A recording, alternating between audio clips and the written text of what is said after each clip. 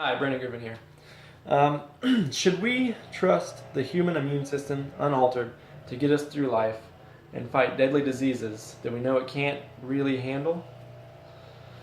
Or should we prevent at least the ones that we can prevent with immunizations?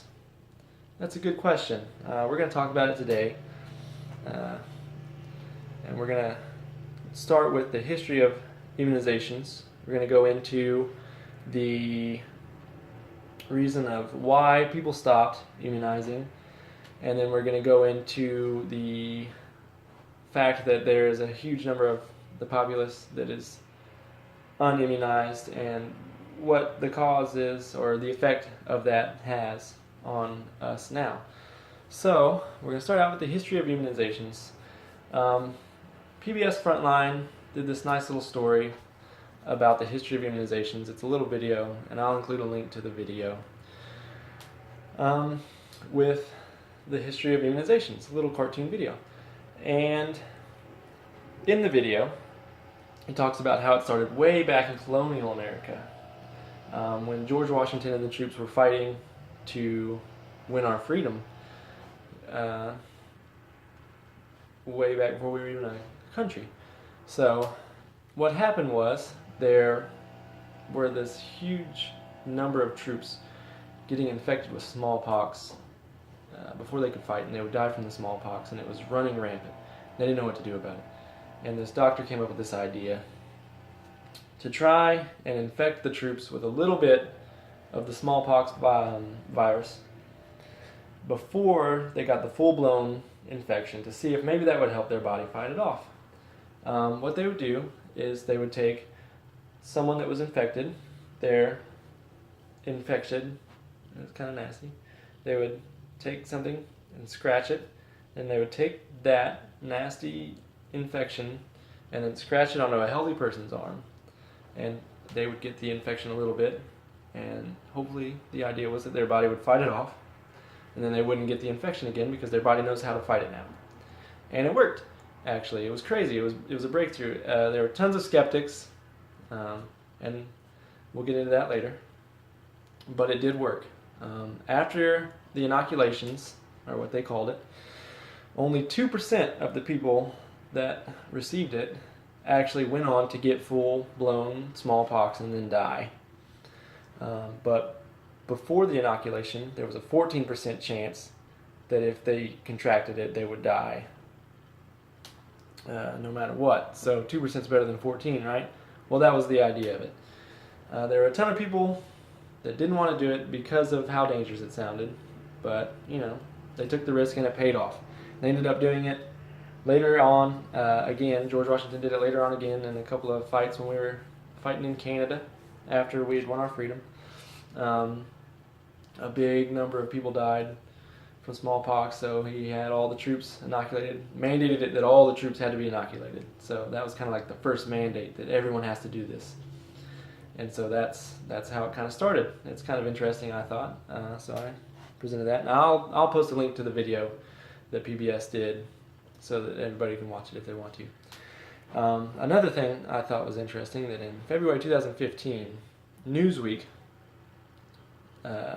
reported that in 1980, the CDC launched this huge fight against the measles virus. And that was reported by Dr. Robert Amler, or it wasn't reported by Dr. Robert Amler. Dr. Robert Amler was the person that led the charge, and he's the one that said to Newsweek that this is what we did back in the 1980s. They did that because the measles were kind of rampant, and they kind of figured out, hey, we can kind of stop this, we'll make a vaccine for it and we'll stop it.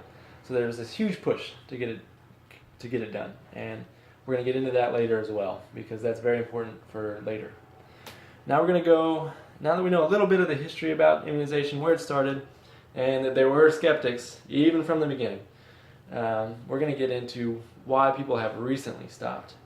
I'm going to go back again to the colonial America, and like I started out, there were a group of people that did not believe in the vaccines.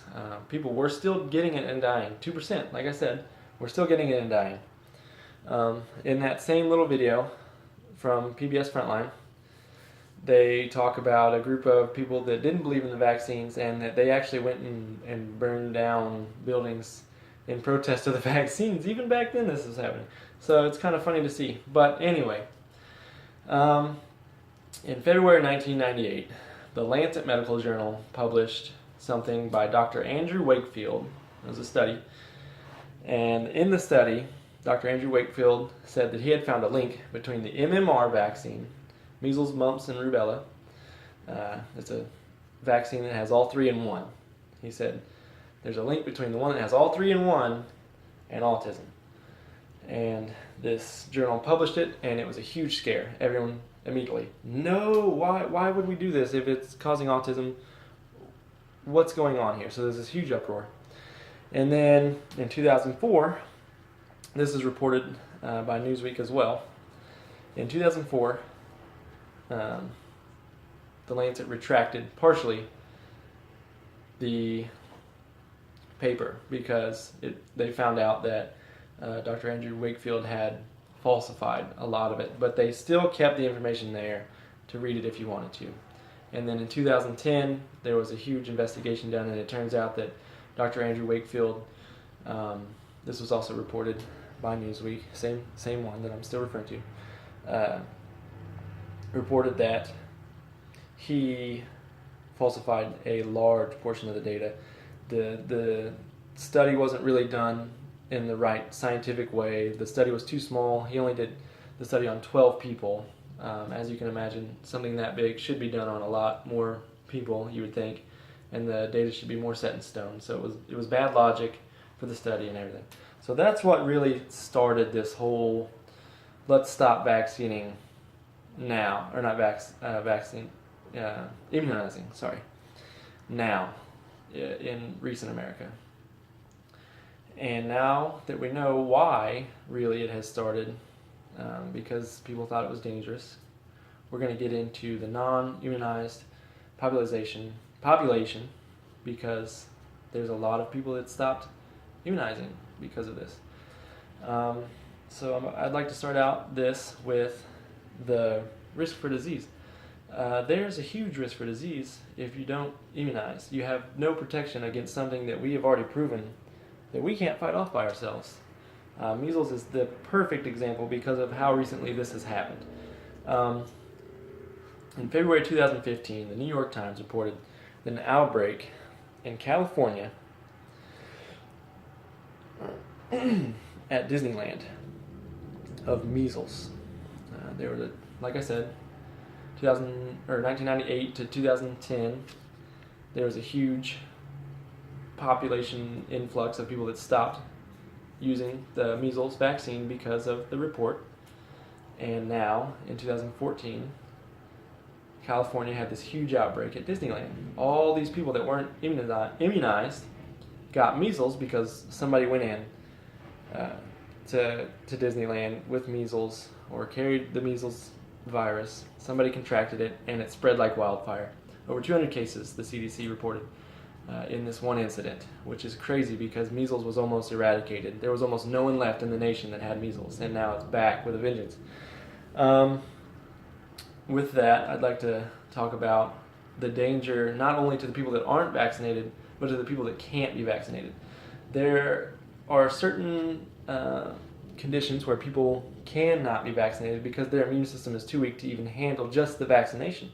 So if someone isn't vaccinated and they go somewhere and maybe their immune system is strong enough to fight off the disease a little bit, but they're still carrying the disease or the virus, and they come in contact with this person that not only can't get the vaccine, the other person also doesn't have the vaccine, but their body isn't strong enough to fight off even the smallest bit, and so they get it, and they get it bad, and it's almost fatal all the time. So that's my little speech about vaccines, why it's important to or not why it's important, but the history of vaccine, why people stopped, and the non-immunized population and the effect that it's having on them now that people aren't vaccinating.